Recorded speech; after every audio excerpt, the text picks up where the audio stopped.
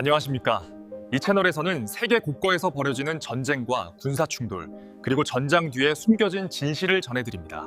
2026년 5월, 세계 자본의 심장인 뉴욕 월스트리트에는 그 어느 때보다 강렬한 샴페인 터지는 소리가 울려 퍼졌습니다. 미국 주식시장의 대표 지수가 전임 미답의 고지, 지 500선을 돌파하며 사상 최고치를 경신하는 순간이었습니다. 언론은 연일 미국의 승리를 찬양했고, 투자자들의 얼굴에는 자본주의의 정점에 섰다는 벅찬 환희가 가득했습니다. 사람들은 이제 의심하지 않았습니다. 거대한 패권 전쟁에서 마침내 미국이 승리했다고 말입니다. 그 승리감의 이면에는 철저하게 무너져 내리고 있는 한 국가의 초라한 모습이 완벽한 대비를 이루고 있었습니다. 바로 중국입니다. 우리의 뉴스 화면은 매일같이 중국의 암울한 소식들로 채워졌습니다. 헝다 사태로 촉발된 5천만 채 이상의 미분양 아파트, 끝없이 추락하는 부동산 가격, 거리에 넘쳐나는 실업자들, 그리고 희망을 잃고 탕핑, 즉 바닥에 드러누워버린 청년들의 모습까지. 누가 보아도 중국은 끝없는 디플레이션의 늪에 빠져 서서히 침몰하는 거대한 타이타닉호와 같았습니다. 한국의 많은 사람들도 안도 섞인 시선으로 이를 지켜보았습니다. 거만한 도전자였던 중국이 결국 자신들이 만든 거품에 짓눌려 스스로 붕괴하고 있다고 믿었기 때문입니다. 하지만 세상의 진실은 늘 가장 화려한 조명과 가장 시끄러운 환호성 뒤에 숨어있는 법입니다. 대중이 뉴욕의 붉은 전광판을 보며 환호하고 있을 때, 전 세계의 자본 흐름을 읽어내는 극소수의 지배자들은 전혀 다른 곳을 응시하고 있었습니다. 그들의 시선이 머문 곳은 붕괴하는 베이징의 아파트 단지가 아니었습니다. 그들은 지금 선전의 끝없는 공장지대와 항저우의 첨단 연구소에서 뿜어져 나오는 기이한 에너지를 숨죽여 지켜보고 있었습니다. 우리는 흔히 중국의 부동산 위기를 그들의 치명적인 실패라고 단정짓습니다. 물론 수많은 인민의 고통과 막대한 경제적 손실이 발생한 것은 부인할 수 없는 비극입니다. 하지만 냉혹한 국가 권력의 관점에서 이것이 단순한 통제불능의 사고였을까요? 아니면 썩은 살을 도려내기 위해 스스로 마취 없이 진행한 끔찍한 외과 수술이었을까요? 수십 년 동안 중국 경제를 지탱해온 것은 시멘트와 철근, 그리고 부동산 투기라는 거대한 거품이었습니다. 자본은 가장 쉽고 빠르게 돈이 되는 땅으로만 몰려들어 그 결과 국가는 비대해졌지만 뼈대는 약해졌습니다. 미국이 첨단 기술과 무역체제라는 날카로운 칼을 빼들었을 때 중국 지도부는 뼈저리게 깨달았습니다. 더 이상 아파트를 지어서는 제국을 지킬 수 없다는 사실을 말입니다. 그들은 결단해야만 했습니다. 국가의 명운을 걸고 시중에 풀린 천문학적인 자본의 물길을 강제로 돌려야 했습니다. 부동산으로 흘러가던 돈줄을 무자비하게 끊어버리고 그 막대한 자본을 생존을 위한 핵심 기술, 즉 제조업과 첨단 산업으로 억지로 쏟아붓는 과정.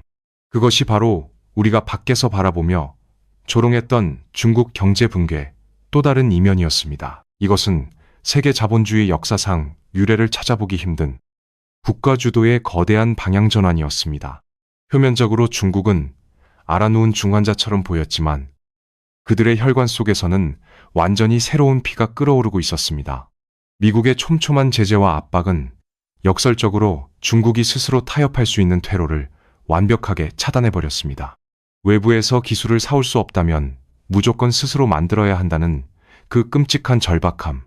그 절박함은 전기차, 배터리, 인공지능, 그리고 무기체계의 필수적인 구형 반도체라는 새로운 전장으로 모든 국가적 역량을 미친 듯이 집중시키는 폭발적인 기폭제가 되었습니다. 세상 모두가 미국의 압도적인 승리와 중국의 비참한 몰락을 기정사실로 받아들이며 축배를 들던 그 순간, 짙은 그림자 속에서는 인류 역사상 가장 거대하고 맹렬한 산업의 팽창이 소리 없이 시작되고 있었던 것입니다. 우리가 중국의 텅 빈 유령 도시와 무너진 아파트를 가리키며 비웃는데 열중하는 동안 바다 건너 저편에서는 또 다른 거대한 기계가 아주 조용히, 그러나 무서운 속도로 돌아가기 시작했습니다. 그리고 그 기계는 더 이상 시멘트와 거품으로 움직이지 않습니다. 2026년 5월, 전 세계의 이목은 다시 한번 미중 정상회담이 열리는 협상장으로 쏠리고 있습니다. 양국의 지도자는 겉으로는 세련된 외교적 미소와 정중한 악수를 나누겠지만 우리는 그 회담장 문턱 너머에 얼마나 살벌하고 치열한 수싸움이 도사리고 있는지 너무나 잘 알고 있습니다. 과거 2010년대의 미중 갈등이 단순히 관세를 얼마나 더 매기느냐 혹은 무역 적자를 어떻게 줄이느냐의 숫자 싸움이었다면 지금 우리가 목격하고 있는 2026년의 충돌은 그 본질부터가 완전히 다릅니다. 이것은 이제 단순한 무역 전쟁이나 패권 다툼을 넘어 국가가 숨을 쉬고 생존하는 방식 그 자체를 둘러싼 거대한 체제 전쟁으로 진화했습니다. 현재의 국제 정치와 경제를 분석하는 석학들은 미국과 중국의 대립을 두 가지 서로 다른 형태의 국가 모델, 즉 에너지와 자본의 결합 방식이 빚어낸 충돌로 정의합니다. 바로 먼저 미국을 보십시오. 미국은 전 세계의 막대한 자본을 뉴욕으로 끌어모으고 화석연료인 석유를 기반으로 글로벌 패권을 유지해온 전통적이고도 강력한 자본주의 제국의 정점입니다. 기축통화가 지닌 절대적인 마력, 세상을 뒤덮은 압도적인 자본력, 그리고 바다를 지배하는 군사력으로 수십 년간 세계의 질서를 완벽하게 통제해왔습니다. 반면 중국이 선택한 길, 아니 생존을 위해 강제적으로 내몰려야만 했던 길은 미국의 그것과는 완전히 달랐습니다. 그들은 미국의 막강한 자본과 화석연료 패권의 정면으로 맞서기 위해 국가의 모든 인프라와 산업 시스템을 전기에너지와 첨단 제조업 기반으로 재편하는 거대한 국가 단위의 실험을 단행하고 있습니다. 전기차, 2차 전지, 배터리, 태양광 패널, 그리고 이 거대한 시스템을 통제할 인공지능과 반도체까지 중국은 석유와 달러가 지배하는 미국의 무대에서 스스로 걸어내려와 자신들만이 통제할 수 있는 전혀 새로운 판을 짜고 있는 것입니다. 불과 몇 년 전만 해도 세상의 많은 사람들은 미국의 압도적인 금융 권력 앞에서 중국의 둔탁한 제조업 기반 모델이 결국 한계를 드러내고 무너질 것이라고 조롱했습니다. 세상의 기축통화의 힘을 이길 수 있는 것은 존재하지 않는다고 굳게 믿었기 때문입니다. 하지만 현실은 우리의 얄팍한 상식이나 기대와는 전혀 다른 방향으로 흘러가고 있습니다. 두 거인이 맞붙고 있는 이 피비린내 나는 체스판에서 승패를 가르는 진짜 기준은 더 이상 누가 금고에 더 많은 돈을 쟁여두고 있는가가 아니었습니다. 진정한 승부처는 바로 누가 국가가 확보한 에너지를 더 빠르고 더 지독하고 더 효율적으로 거대한 산업 권력으로 치환해낼 수 있는가에 달려 있었습니다. 미국은 막대한 자본을 천문학적으로 쏟아부으며 동맹국들의 팔을 비틀고 잃어버린 첨단 공장들을 다시 자국으로 불러들이려 안간힘을 쓰고 있습니다. 하지만 차가운 현실은 가혹합니다. 모니터상의 금융자본이 곧장 거대한 제조공장과 숙련된 노동자, 그리고 완벽하게 통제되는 부품 공급망으로 마법처럼 변환되지는 않기 때문입니다. 반면 중국은 이미 수십 년에 걸쳐 피와 땀으로 구축해놓은 촘촘하고 거대한 제조업 생태계를 바탕으로 국가의 잉여 자본과 전력을 무서운 속도로 첨단 제품으로 찍어내고 있습니다.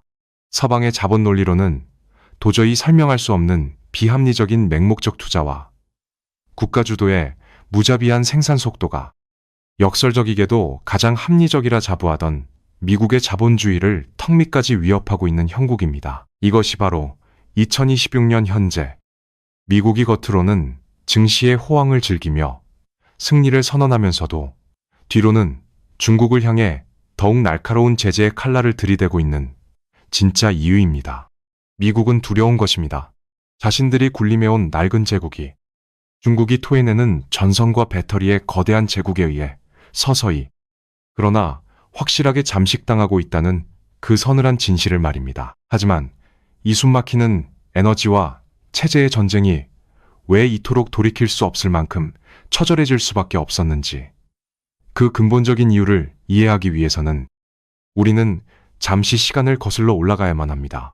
바로 미국이 스스로의 손으로 깊은 자만 대한대한 용의 영린을 무참히 건드려 버렸던 그 운명적인 날 말입니다. 우리가 지금 목격하고 있는 이 거대한 패권 전쟁의 씨앗이 정확히 언제 뿌려졌는지 그 기원으로 돌아가 보겠습니다.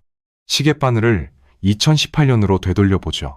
도널드 트럼프 당시 미국 대통령이 중국산 제품에 대해 천문학적인 관세 폭탄을 투하하며 이른바 미중 무역 전쟁의 서막을 열었던 그의 말입니다.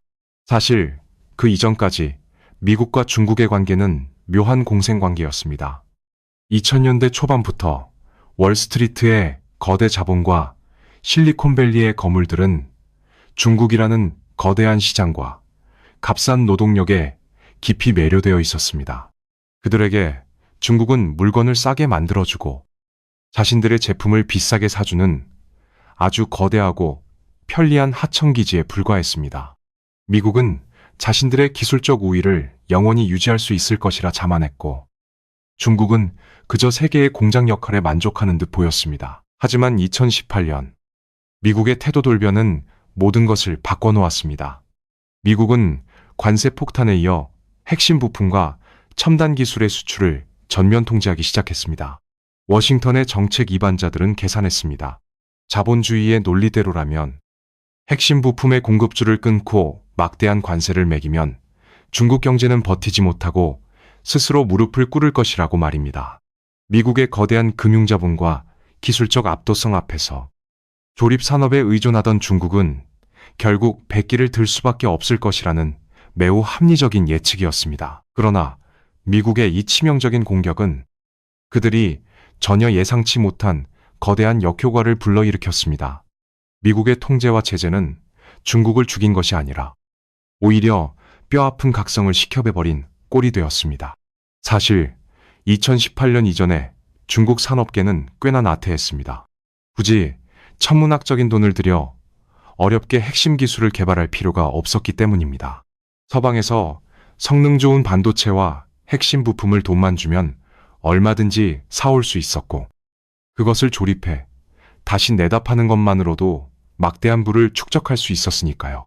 그들은 기술 자립의 필요성을 머리로는 알았지만 당장 막대한 비용을 감수하면서까지 행동으로 옮길 절박함은 없었습니다. 그런데 미국이 그 부품의 공급줄을 하루아침에 끊어버린 것입니다. 베이징의 기도부와 기업가들은 그 순간 뼈저리게 깨달았습니다. 누군가의 호의나 시장 논리에 기대어 핵심 부품을 수입해 쓰는 구조는 언제든 상대방이 마음만 먹으면 국가의 숨통을 단숨에 끊어버릴 수 있는 치명적인 올감이라는 사실을 말입니다. 글로벌 공급망이라는 환상적인 단어 뒤에 숨겨진 차갑고 잔혹한 지정학적 권력의 민낯을 마주한 것입니다. 이 각성은 곧바로 무서운 집념으로 변했습니다. 외부에서 기술을 수혈받을 수 없다면 이빨을 꽉 깨물고 피를 흘려서라도 스스로 만들어내야만 했습니다.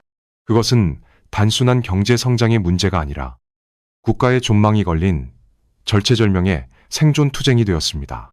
중국은 이제 조립 공장의 역할을 집어던지고 글로벌 공급망의 가장 밑바닥 기초부터 가장 꼭대기 첨단 기술까지 모든 밸류체인을 자신들의 영토 안에 내재화하겠다는 무모하고도 거대한 계획을 실행에 옮기기 시작했습니다.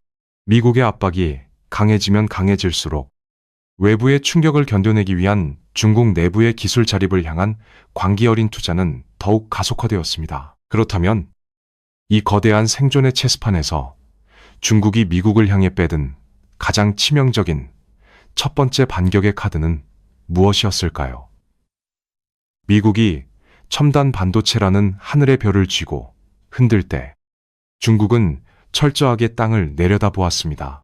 그것은 화려한 금융가나 실리콘밸리의 연구소가 아닌 모두가 잊고 있던 땅속 깊은 곳에서 시작되었습니다. 미국의 목줄을 서서히 조여오고 온 세상을 전기에너지의 시대로 강제로 끌고 갈 그 무서운 권력은 바로 흙먼지 날리는 광산의 척박한 진흙 속에서 잉태되고 있었습니다. 미국이 첨단 반도체라는 가장 빛나는 별을 쥐고 중국의 목을 조르려 할 때 중국은 가장 어둡고 깊은 땅 속으로 시선을 돌렸습니다. 바로 첨단 산업의 비타민이자 피와 살이라고 불리는 광물, 히토류입니다. 우리는 흔히 중국이 넓은 영토 덕분에 우연히 히토류를 많이 가지게 된 운 좋은 나라라고 생각합니다. 그래서 중국이 히토류를 무기화한다고 하면 단순히 자원이 많은 자의 횡포 정도로 치부해버리곤 합니다. 하지만 지정학과 국가 권력에 세계에서 순수한 우연이란 존재하지 않습니다. 미국 역시 캘리포니아에 거대한 히토류 광산을 가지고 있으며 호주와 캐나다 등 동맹국들의 땅속에도 엄청난 양의 광물이 매장되어 있습니다. 그런데 왜 전 세계는 오직 중국의 입만 바라보며 전전긍긍하는 것일까요? 여기에 바로 자본주의 종주국인 미국이 간과했던 치명적인 함정이 숨어 있습니다. 히토류는 단순히 땅에서 캐낸다고 곧바로 스마트폰이나 스텔스 전투기, 전기차 모터에 들어갈 수 있는 것이 아닙니다. 흙 속에 섞여 있는 미세한 광물질을 분리하고 쪼개고 쓸모 있는 형태로 정제하는 고도의 가공 과정이 필수적입니다. 문제는 이 정제 과정이 상상을 초월할 정도로 복잡하고 무엇보다 엄청난 환경 오염과 끔찍한 독성 물질을 배출한다는 사실입니다. 과거 2000년대 초반 환경단체의 거센 압박과 치솟는 인건비, 그리고 오로지 재무제표상의 수익성에만 집착하던 미국의 자본은 이 더럽고 위험한 정지추다 산업을 스스로 포기해버렸습니다. 굳이 자기 땅을 오염시켜가며 힘들게 만들 필요 없이 값싼 노동력이 넘쳐나는 곳에 하청을 주면 그만이라는 오만한 계산이었습니다. 그리고 그 짐을 기꺼이 떠안은 곳이 바로 중국이었습니다. 중국은 수십 년 동안 자국 땅이 병들어가는 것을 묵인하면서까지 전 세계의 히토류 정제 시설을 블랙홀처럼 빨아들였습니다. 서방 세계가 눈앞의 이익과 깨끗한 공기에 취해 샴페인을 터뜨리고 있을 때 중국은 국가의 철저한 기획 아래 자원 밸류체인의 가장 핵심적인 혈관을 쥐도 새도 모르게 장악해 나갔던 것입니다. 사태의 심각성을 뒤늦게 깨달은 미국은 최근 MP 머티리얼즈 같은 자국 광산 기업에 막대한 보조금을 쏟아부으며 부랴부랴 히토류 독립을 외치고 있습니다. 심지어 동맹국들을 압박해 새로운 공급망을 짜려고 안간힘을 쓰고 있죠. 돈으로 잃어버린 고리를 다시 잇겠다는 지극히 미국다운 발상입니다. 하지만 현실은 냉혹합니다. 캘리포니아에서 캐낸 히토류 광석조차 미국 내에 정제할 곳이 턱없이 부족해 다시 배에 실어 중국으로 보내야만 하는 것이 지금 미국의 뼈아픈 현주소입니다. 수만 명의 숙련된 기술자, 거대한 정제 인프라, 그리고 이 모든 것을 총괄하기 위해 관련 국영기업들을 통폐 앞에 만든 중국 히토그룹의 절대적인 장악력은 달러를 무한정 찍어낸다고 해서 단숨에 흉내낼 수 있는 성질의 것이 아닙니다.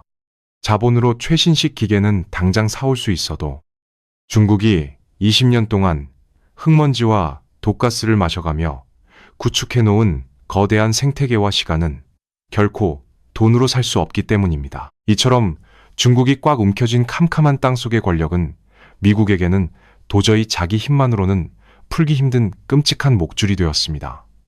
그리고 이 흙바닥에서 다져진 압도적인 자원 통제력은 결코 땅속에만 머물지 않았습니다. 베이징의 지도부는 정제된 광물을 내다 파는 단순한 자원 수출국의 지위에 만족할 생각이 추호도 없었습니다.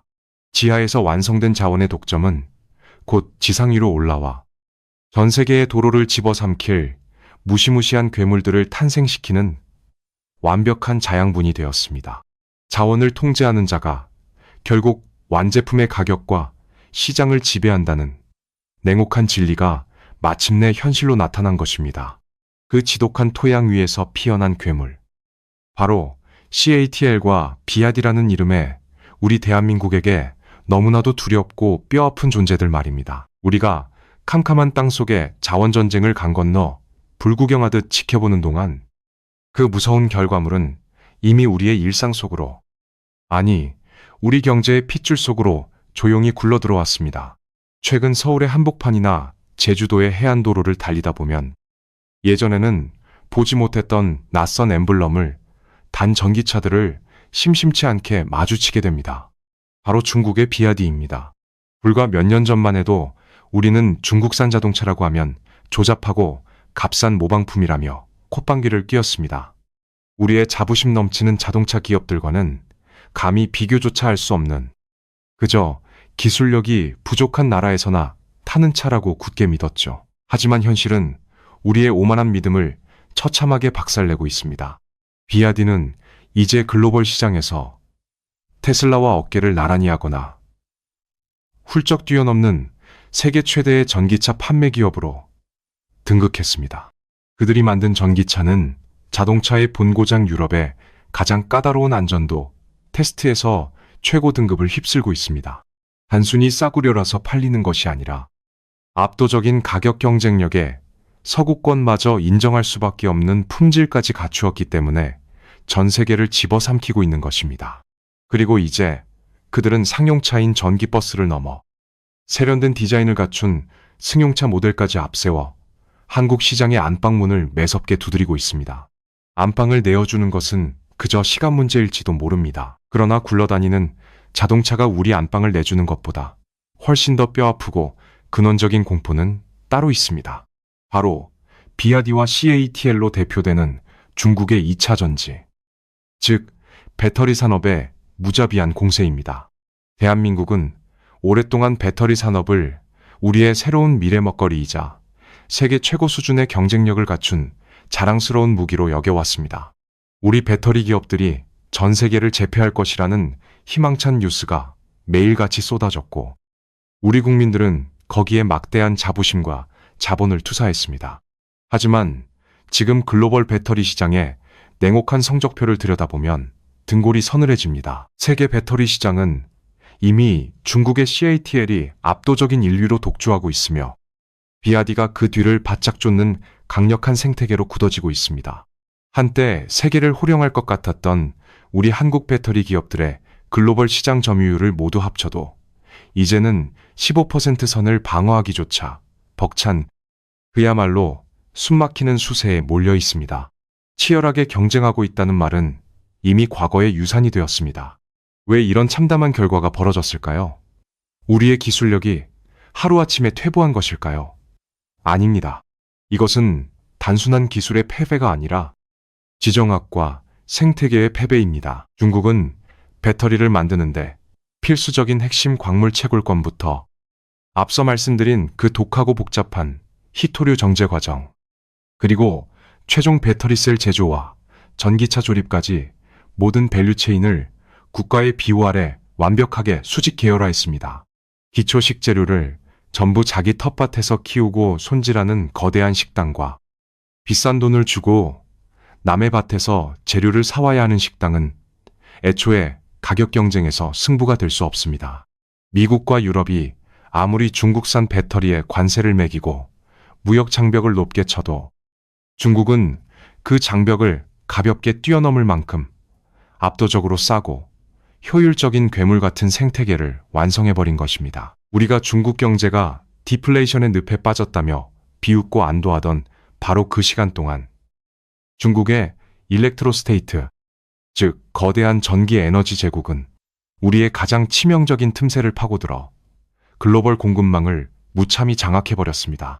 미래 산업의 심장이라 불리는 배터리의 주도권을 서서히 내어준다는 것은 다가올 시대의 국가적 생존 권력을 통째로 상실하고 있다는 것을 의미합니다. 하지만 이 배터리와 전기차 시장에서의 굴욕은 어쩌면 단지 서막에 불과할지도 모릅니다.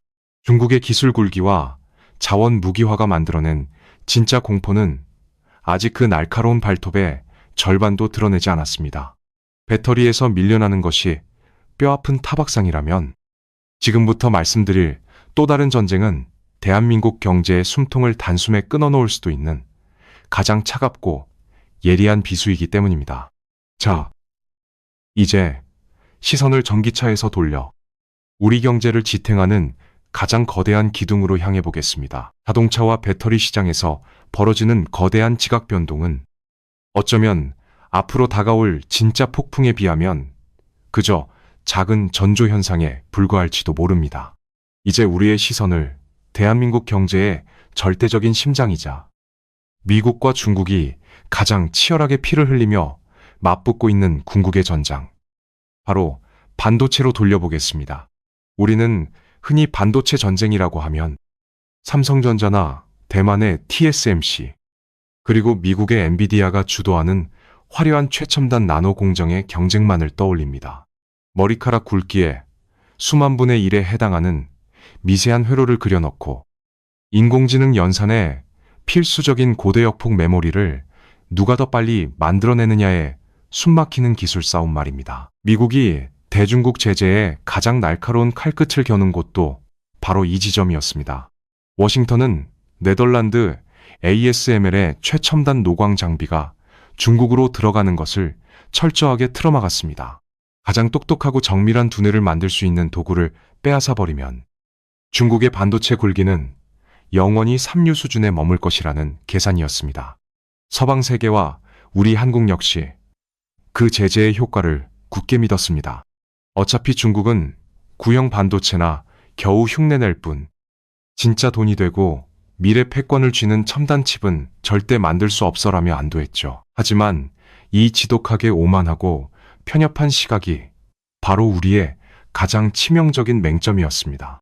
화려한 첨단 기술의 불꽃놀이에 시선을 뺏긴 사이 중국의 최대 파운드리 기업인 SMIC를 비롯한 수많은 반도체 제조사들은 전혀 다른 곳을 향해 무서운 속도로 돌진하고 있었습니다.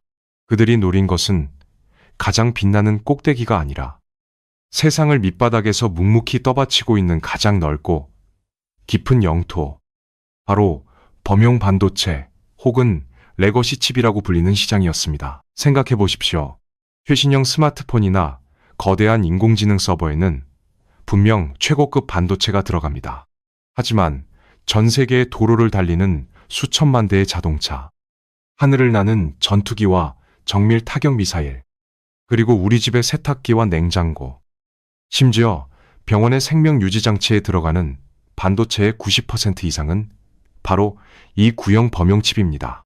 아무리 훌륭한 3나노 인공지능 칩이 존재한다 해도 전력을 제어하고 모터를 돌리는 수백 개의 구형 레거시 칩이 없다면 최첨단 전기차는 그저 굴러가지 않는 무거운 고철 덩어리에 불과합니다. 중국은 바로 이 절대적인 물리적 사실과 공급망의 본질을 꿰뚫어 보았습니다. 미국의 제재로 첨단 장비를 들여올 수 없게 되자 베이징은 억눌린 자본과 국가적 분노를 범용 반도체 생산 라인을 무한대로 찍어내는 데 쏟아부었습니다. 과거 태양광 패널과 2차 전지 배터리 시장에서 전 세계 경쟁자들을 압도적인 물량과 가격으로 압사시켰던 그 무자비한 인해 전술을 이제 반도체 제조업의 토대 위에서 그대로 재현하고 있는 것입니다. 초기 수율의 비효율을 감수하면서라도 일단 미친 듯이 공장을 짓고 14억 내수 시장이라는 거대한 테스트베드를 거쳐 엄청난 물량을 쏟아내어 가격을 파괴해버립니다. 만약 이대로 불과 몇 년이 더 흘러 중국이 전 세계 범용 반도체 공급망의 절반 이상을 장악하게 된다면 과연 어떤 일이 벌어질까요?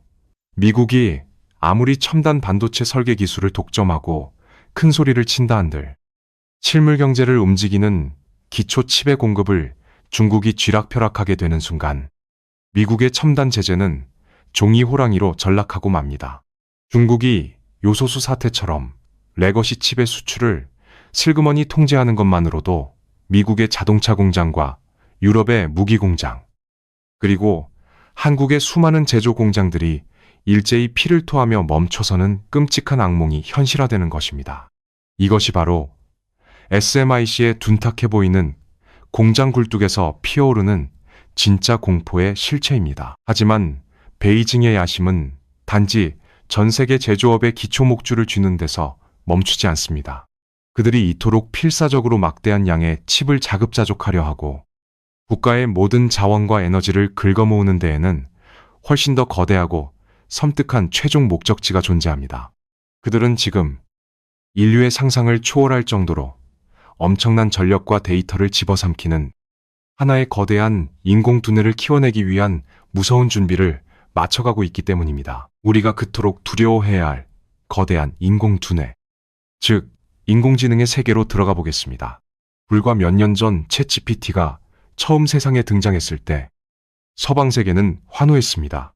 미국이 마침내 중국의 추격을 완벽하게 따돌릴 궁극의 무기를 손에 쥐었다고 생각했죠.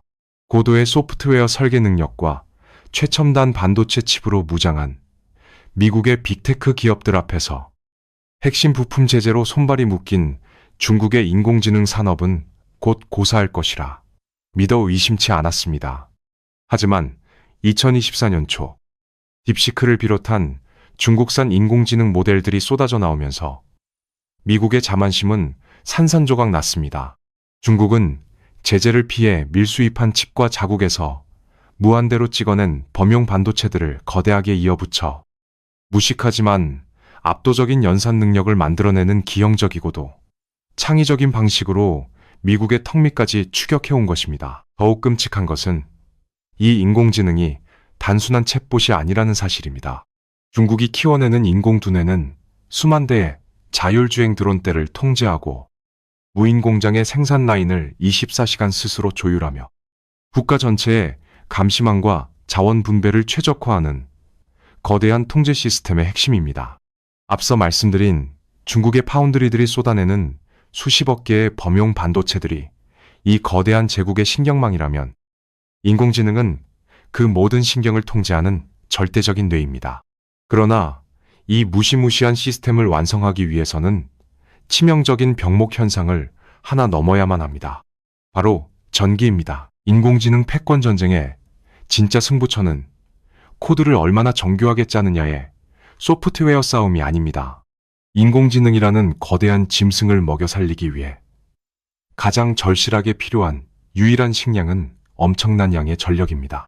거대한 데이터 센터가 뿜어내는 펄펄 끓는 열기를 식히고 서버를 24시간 가동하기 위해서는 문자 그대로 소형 국가 하나가 쓰는 것에 맞먹는 막대한 에너지가 필요합니다. 여기서 미국과 중국의 희비가 결정적으로 엇갈리기 시작합니다. 미국은 가장 뛰어난 두뇌를 가졌지만 그 두뇌에 피를 공급할 심장과 혈관은 너무나 낡았습니다. 노후화된 전력망, 복잡하고 지루한 인허가 과정, 그리고 끝없는 환경단체의 반발로 인해 미국이 새로운 대형발전소나 송전망을 짓는 것은 그야말로 지옥 같은 정치적 투쟁을 거쳐야만 합니다. 반면 중국은 어떨까요? 우리는 흔히 중국이 태양광과 풍력 같은 재생에너지 시장을 장악하고 있다는 사실에만 주목합니다. 하지만 날씨에 따라 발전량이 널뛰는 불안정한 재생에너지로는 인공지능 데이터 센터의 끊임없는 허기를 절대 채울 수 없습니다. 그래서 베이징의 지도부는 서방 세계가 상상조차 하기 힘든 가장 무시무시하고 폭력적인 기저전력을 선택했습니다. 바로 원자력입니다. 지금 중국은 향후 10년 동안 무려 100개의 원자력 발전소를 새로 짓겠다는 광기 어린 계획을 실행에 옮기고 있습니다. 매년 10개의 거대한 원자로가 중국 대륙 곳곳에서 동시에 인허가를 받고 땅을 파기 시작하는 것입니다. 원전 강국이라 자부하던 대한민국조차 10년에 원전 2개를 짓는 것만으로도 온 사회가 찬반으로 나뉘어 피 터지게 싸우는 현실을 생각해보면 이 속도는 그야말로 지정학적 공포 그 자체입니다. 환경평가나 지역 주민의 반대 시위 따위는 국가의 절대적인 목표 앞에서 가볍게 묵살됩니다. 오로지 미국을 뛰어넘는 압도적인 전력을 생산해 자신들의 인공지능 서버에 끊임없이 그리고 무제한으로 에너지를 공급하겠다는 맹목적인 국가적 의지만이 존재할 뿐입니다. 이것이 바로 중국이 선택한 일렉트로스테이트, 즉 전기 제국의 가장 잔혹하고도 효율적인 민낯입니다. 미국이 막대한 달러, 자본의 힘으로 설계도를 그릴 때 중국은 원자로 100개를 돌려 얻어낸 무한한 전력으로 그 설계도를 집어삼키려 하고 있습니다. 인공지능이라는 미래의 권력조차 결국 물리적인 에너지의 지배를 받는다는 이 차가운 진실 앞에서 미국은 깊은 딜레마에 빠질 수밖에 없습니다. 그런데 여기서 우리는 아주 상식적이고도 거대한 의문에 부딪히게 됩니다. 전 세계 배터리 밸류체인을 싹쓸이하고 범용 반도체 공장을 미친 듯이 지어대며 10년간 100개의 원자력 발전소를 건설하는 이 모든 기적 같은 일들에는 당연히 천문학적인 자본이 필요합니다. 상상을 초월하는 막대한 돈이 매일같이 투입되어야만 굴러가는 거대한 쇳덩어리 제국입니다. 이상하지 않습니까? 우리가 뉴스에서 매일 보는 중국은 지금 헝다 사태로 부동산이 붕괴하고 극심한 디플레이션으로 내수 경제가 파탄나고 있는, 돈이 말라 죽어가는 나라가 아니었던가요? 도대체 베이징의 지도부는 무슨 수로 이 막대한 첨단 산업의 피를 쉴 새 없이 조달하고 있는 것일까요?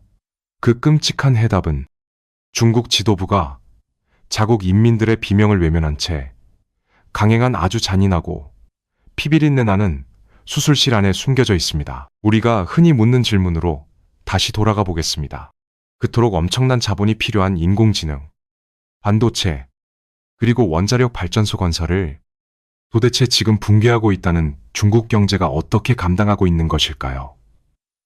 서방의 언론들은 매일같이 중국의 텅 빈 아파트 단지와 파산하는 건설사들의 소식을 전하며 중국이 곧 끔찍한 연쇄 부도와 심각한 디플레이션의 늪에서 허우적대다 침몰할 것이라고 예측합니다. 청년들은 희망을 잃고 바닥에 드러눕는 이른바 탕핑을 선택하고 중산층의 지갑은 굳게 닫혔습니다. 지표만 놓고 보면 분명 끔찍한 경제 위기가 맞습니다. 하지만 여기서 우리가 놓치고 있는 가장 서늘하고 잔혹한 진실이 하나 있습니다. 지난 2008년 글로벌 금융위기 당시 미국이 월스트리트의 거대 은행들을 살리기 위해 천문학적인 구제금융을 쏟아부었던 것을 기억하십니까? 자본주의 국가에서 거대한 거품이 터질 때 국가는 패닉에 빠져 그것을 수습하려 발버둥칩니다. 그런데 지금 베이징의 지도부는 이상할 정도로 차분합니다. 그들은 헝다를 비롯한 거대 부동산 기업들이 비명을 지르며 쓰러져도 과거처럼 대규모로 돈을 풀어 그들을 구제하지 않고 있습니다. 왜일까요? 무능해서가 아닙니다. 이것은 국가 권력이 의도적으로 방관하고 심지어 조장하고 있는 무자비한 외과 수술이기 때문입니다. 중국 지도부는 너무나 잘 알고 있었습니다. 지난 수십 년간 중국 경제의 성장을 견인했던 것은 아파트와 시멘트로 대변되는 부동산 투기였습니다. 시중에 풀린 돈은 가장 쉽고 빠르게 수익을 낼 수 있는 땅과 건물로만 미친 듯이 몰려들었습니다. 국가가 아무리 첨단 산업을 육성하려 해도 거대한 블랙홀 같은 부동산이 모든 자본을 빨아들이는 구조 속에서는 진짜 기술 굴기를 이룰 수 없었습니다. 배터리 공장을 짓고 원자로를 세워야 할 피 같은 돈이 아무도 살지 않는 유령 도시를 짓는데 낭비되고 있었던 것입니다. 미국과의 패권 전쟁이 생존을 건 전면전으로 치닫자 중국은 결단을 내렸습니다. 국가의 명운을 걸고 자본의 물길을 강제로 돌려야만 했습니다. 그러기 위해서는 가장 먼저 그동안 자본을 빨아들이던 거대한 기생충, 즉 부동산 거품의 숨통을 스스로 끊어버려야 했습니다. 베이징의 선택은 잔인했습니다. 중산층의 자산이 허공으로 증발하고 인민들이 고통에 신음하는 것을 묵인하면서까지 그들은 시장에 마취제 없는 수술칼을 들이댔습니다. 후기판으로 흘러가던 돈줄을 철저하게 틀어막아 버리자 갈 곳을 잃은 거대한 자본은 결국 살기 위해 국가가 지정한 단 하나의 비상구로 몰려들 수밖에 없었습니다. 그 비상구가 바로 전기차, 배터리, 태양광, 그리고 구형 반도체와 인공지능으로 대표되는 첨단 제조업이었습니다. 우리가 밖에서 바라보며 디플레이션의 저주라 부르고 조롱했던 그 끔찍한 경제적 고통은 사실 중국이 낡은 시멘트 제국을 허물고 강력한 전기 에너지 제국, 즉 일렉트로스테이트로 거듭나기 위해 기꺼이 치르고 있는 핏빛 대가였던 것입니다. 민주주의 국가라면 선거의 심판이 두려워 감히 상상조차 할 수 없는 오직 14억 인구를 철권으로 통제하는 권위주의 국가만이 실행할 수 있는 무식하고도 효율적인 자본의 강제 이동입니다. 이 무자비한 국가주도의 투자는 서방의 상식적인 시장 논리로는 도저히 설명할 수 없는 기형적인 산업 경쟁력을 만들어냈습니다. 그리고 베이징의 이 피도 눈물도 없는 잔혹함은 역설적이게도 그들의 가장 강력한 적수인 미국을 역사상 가장 기묘하고 아이러니한 상황 속으로 몰아넣고 말았습니다. 두 거인의 충돌이 만들어낸 이 기괴한 현상을 국제 정치학자들은 데칼코마니라고 부르기 시작했습니다. 미국과 중국, 두 거대한 제국의 피비린내 나는 충돌을 지켜보며 국제 정치학자들이 입을 모아 말하는 데칼코마니 현상. 이것은 과연 무엇을 의미하는 것일까요? 역사적으로 미국과 중국은 마치 물과 기름처럼 결코 섞일 수 없는 정반대의 정치 경제적 체제를 상징했습니다. 미국은 국가의 개입을 극도로 꺼리고 시장에 보이지 않는 손을 절대적으로 맹신하는 자유시장 자본주의에 빛나는 롤모델이었습니다. 반대로 중국은 공산당이라는 거대한 국가 권력이 경제의 모든 핏줄을 꽉 쥐고 통제하는 철저한 국가계획 경제의 표본이었죠. 그들은 수십 년 동안 서로의 체제를 비난하며 자신들의 방식만이 세상을 이끄는 유일한 정답이라고 굳게 믿어왔습니다. 하지만 상대방의 목줄을 끊어놓아야만 내가 살 수 있는 이 극한의 패권 전쟁이 장기화되면서 우리는 인류 역사상 가장 기묘하고 아이러니한 역사의 장난을 목격하고 있습니다. 두 거인이 상대를 쓰러뜨리기 위해 발버둥치고 처절하게 칼을 휘두르는 과정에서 역설적이게도 서로의 가장 강력한 무기를 베꼈으며 서로를 완벽하게 닮아가고 있는 것입니다. 상대를 철저하게 고립시키고 떼어내려는 이른바 디커플링의 과정이 실제로는 서로의 생존 방식을 탐욕스럽게 흡수하는 거대한 동화의 과정으로 변질되어 버렸습니다. 먼저 미국을 보십시오. 과거의 미국은 특정 기업이나 산업의 국가가 직접 보조금을 주는 행위 자체를 시장의 신성한 논리를 훼손하는 공산주의적 발상이라며 혐오했습니다. 하지만 지금은 어떻습니까? 미국은 이른바 반도체 지원법, 즉 칩스법과 인플레이션 감축법이라는 거창한 이름 아래 천문학적인 달러를 특정 기업들에게 노골적으로 쏟아붓고 있습니다. 경제 논리로는 도저히 수지가 맞지 않는 공장 건설을 국가 안보라는 절대적인 명분을 내세워 강행하고 심지어 동맹국인 한국과 대만의 핵심 기업들까지 자국 영토 안으로 억지로 끌어들여 공장을 짓도록 팔을 비틀고 있습니다. 이것은 과거 그들이 그토록 비웃고 비난하던 중국식 국가 자본주의, 즉 국가가 시장을 통제하고 산업의 방향을 강제로 쥐고 흔드는 묵직하고도 폭력적인 손과 정확히 일치하는 모습입니다. 이제 워싱턴의 정치인들은 베이징의 관료들보다 훨씬 더 노골적으로 기업의 생사여탈권을 쥐고 흔들고 있습니다. 그렇다면 반대편의 중국은 어떨까요? 관료주의와 계획경제의 낡은 틀에 갇혀 혁신을 가로막고 비효율을 양산하던 중국은 오히려 미국의 가장 날카로운 무기인 첨단 벤처 자본주의의 심장을 완벽하게 이식받았습니다. 그들은 겉으로는 공산당의 통제를 외치지만 실제로는 미국의 실리콘밸리가 떡잎부터 다른 스타트업을 찾아내 막대한 돈을 쏟아붓듯 국가의 명운을 짊어질 첨단 기술 기업들을 선정해 무제한의 자본을 밀어주고 있습니다.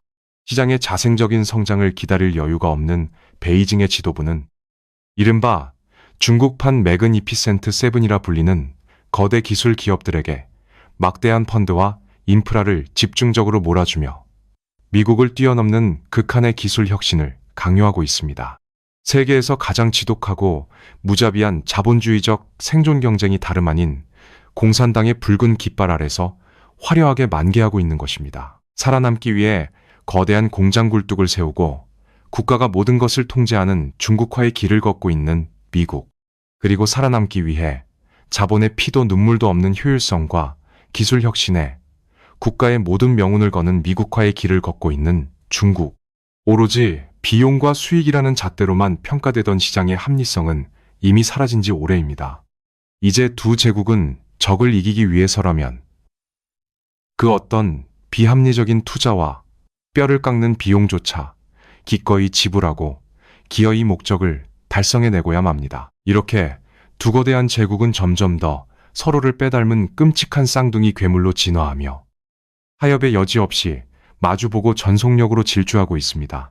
한치의 양보도 없는 이 거대한 톱니바퀴의 충돌 속에서 그렇다면 우리는 과연 무엇을 진실로 믿고 무엇을 두려워해야 할까요?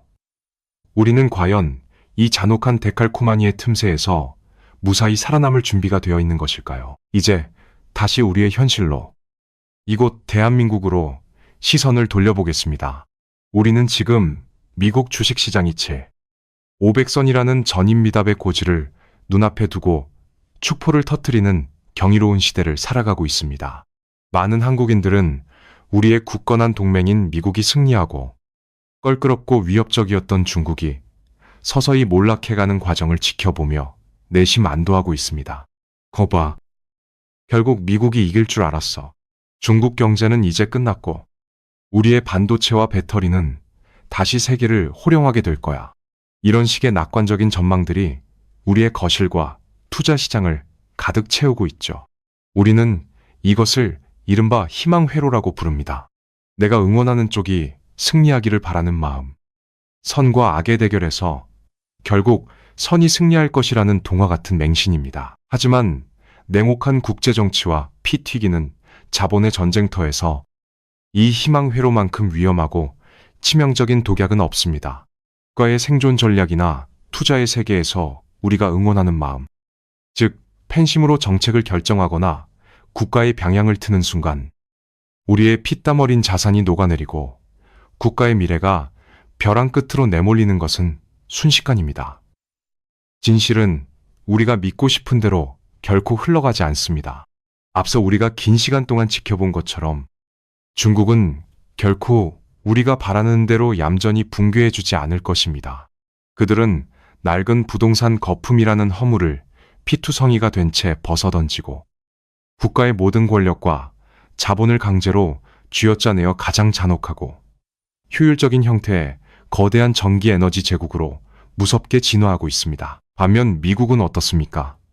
그들은 자유시장의 수호자라는 오랜 자존심마저 내던진 채 국가가 직접 천문학적인 빚을 내어 돈을 뿌리고 중국의 국가 통제 방식을 그대로 베껴가면서까지 필사적인 방어전을 치르고 있습니다.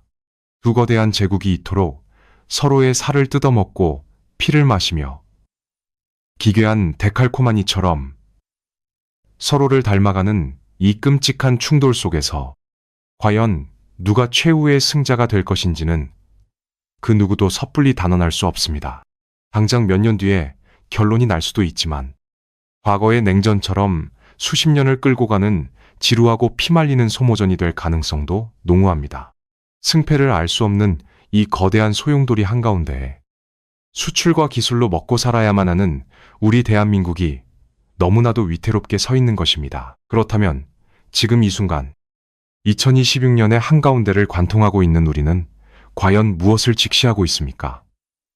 과거 일본이 2000년대 초반 대한민국의 눈부신 기술 성장을 애써 무시하고 평가절하하다가 결국 타이밍을 놓치고 잃어버린 수십 년의 길을 걸었던 그 뼈아픈 실수를 지금 우리가 중국을 향해 똑같이 저지르고 있는 것은 아닐까요?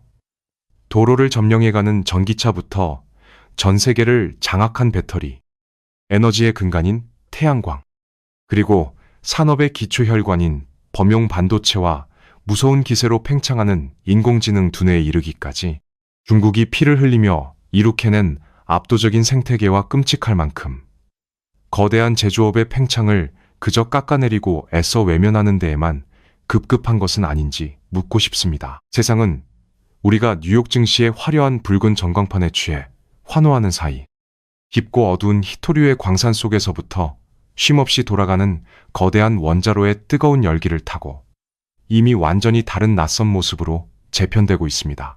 이제 우리는 거인들의 싸움에서 누가 이길 것인가? 라는 일차원적이고 감상적인 질문을 과감히 쓰레기통에 던져버려야 합니다. 그 대신 이 피비린내 나는 체제전쟁의 한복판에서 우리의 진짜 무기는 과연 무엇이며 우리는 어떠한 뼈아픈 대가를 치르더라도 살아남을 도끼와 냉정함을 갖추고 있는지 스스로에게 되물어야 할 때입니다. 눈을 감고 적의 자연스러운 붕괴만을 간절히 기도하며 우리의 운명을 요행에 맡길 것인가? 아니면 두려울 만큼 강하게 진화한 괴물의 진짜 얼굴을 똑바로 마주하고 완전히 새로운 생존의 판을 짤 것인가. 이 거대한 톱니바퀴의 무자비한 틈바구니 속에서 안타깝게도 우리에게 허락된 망설임의 시간은 그리 길지 않아 보입니다.